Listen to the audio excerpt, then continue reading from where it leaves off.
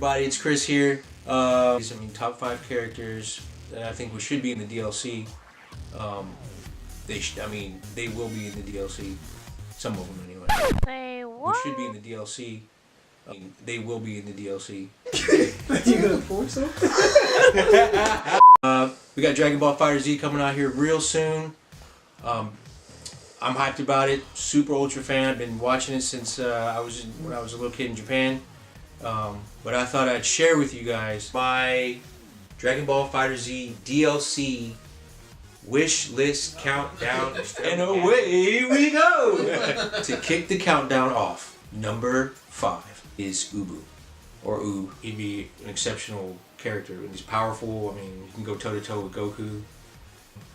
He was trained by Goku, so he might have some abilities like that, you know, beam attacks or something. He has a shouting attack, and I was thinking maybe that would be more like a projectile, you know, whenever someone would try to shoot a beam at him, it would take like 5 hits or something. Could even stun if a person was close enough to it. And for pulling from Super, you could have Majin Buu and Ubu combined to make a special form or something. Maybe that'll be one of his level 3s. As for his normal attacks, Ubu could have some form that comes from Goku's training, but also have powerful attacks that kind of leave him open, but when it hits, it's very damaging. Could even be some guard crushers in there. Lastly, I think he should have a command throw if he was in the game, and come from his dashing headbutt, where you could, if you timed it right and pressed the button, it would go into a command or a grab. That, you know, if you're in an air combo, he does the headbutt, grabs the character and slams him in the ground, almost like Android 16, and leave you open for another combo. And here's number 4, Pan.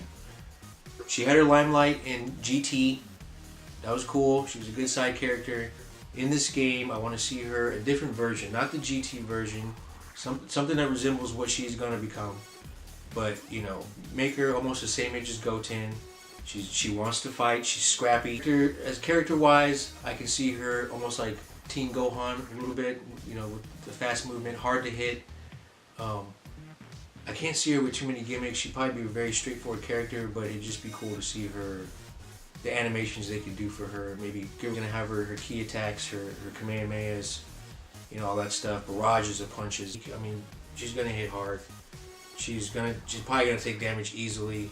What kind of makes me like her a lot as a character is that she's the first 1/4 of a Saiyan, if you want to be technical about it. Number 3, pulled from the movies. I picked from the movies. I picked BoJack from BoJack Unbound. I believe it's the 6th or 7th. I can't remember. And I picked him because he has a cool style. I like his design. I didn't used to like it. But when I was looking through the movie villains, I was like, it was Janemba was on there and then BoJack. In the movie, I remember he was almost going toe to toe with Super Saiyan level 2 Gohan. His team he had, I believe it was 3 individuals, like kind of like the Ginyu Force. Have the assist characters for him as well. Obviously, you can't make him too spammy. You would have to have that. Besides his regular attacks. Off with his whole outfit, his avant-garde pirate, whatever you want to call it, reject from One Piece. And maybe one of his supers ends up where he's, you know, at the end of the movie kind of shirtless and stuff. I can see him having like a huge beam attack. You know, another one would be some kind of, what I'm picturing is just some kind of beat down. Just, he not even a grab, just if he hits you, maybe it's like mid-range dash up or something. Hits the opponent, maybe goes to an animation where he just beats the crap out of him. Here's number 2. King Yama. So King Yama, you know, every time you see him, he's behind his desk, he's a busybody, he's stamping papers. But what you don't know is that this guy deals with most of the villains, everybody who dies in Dragon Ball Z universe, World 7. I can see him in this game as kind of the Potemkin from Guilty Gear, you know, takes up half the screen. He seems like he's slow, but he's not. He hits hard. He's actually kind of decently fast. Maybe he doesn't move around the screen as fast, but he has his reach. See him being kind of a comical a little bit too. You know, maybe he calls in his office workers or something, or he throws office supplies at you or something. Strong. He has to be some kind of strong. We just never seen what he can actually do. And He has the qualities of Phoenix Wright from Ultimate Marvel's Capcom 3.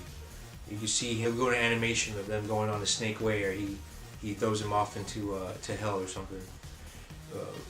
I'm picturing him like doing some kind of body slam or like a charge or something. You know, something that hits fast, maybe in some combos. And as big as he is, I mean, he would definitely have some kind of super armor. A combination of Juggernaut from the Marvel games from Capcom and Potemkin from Guilty Gear. So not a well-known character, but for my number 2, I think it's a decent pick. Number 1! Oh shit. Wait, who's number 1? Shit. Oh. My number 1 pick would be Yajirobe. Here's why. He's come through in the clutch, man. You guys remember that when Vegeta came and he was all ape mode, and Goku was dead, Gohan was dead, Piccolo was dead. It was only Yajirobe. What did he do? He took about 2 hours and then he sliced that guy's fucking tail off. That's why he should be in this game. He can fight. It'd be as if Mr. Satan was in the game. He was kind of an honorable mention. But Yajirobe, he got the sword. That'd be cool. He would use the sword. It'd almost be like, I think I'd make his sword a little bit bigger too. So attack wise, he probably still have the same cowardly kind of thing. I don't want to fight, but I have to, you know, attack, maybe have some kind of a evasion special move where he kind of throws a bomb or something. I can't remember. He did have a little gap. For Yajirobe, I would turn the game on its head. And man, I would have no super. Say what?